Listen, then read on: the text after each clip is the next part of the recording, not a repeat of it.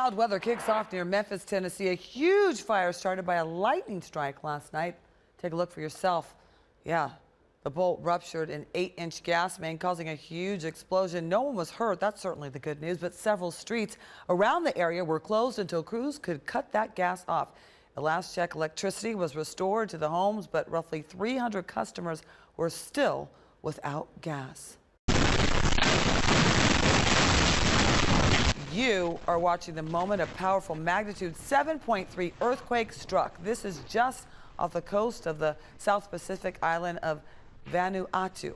The cars in this garage moving back and forth and shaking was followed by a magnitude 5.5 aftershock near the same location. Damage, as you can see, was extensive. In fact, the U.S. Embassy is among the buildings damaged and all that.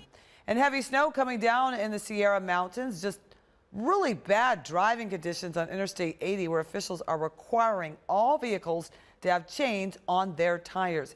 Even experienced country drivers are warning against travel. They're reporting whiteout conditions the higher you go up into those mountains.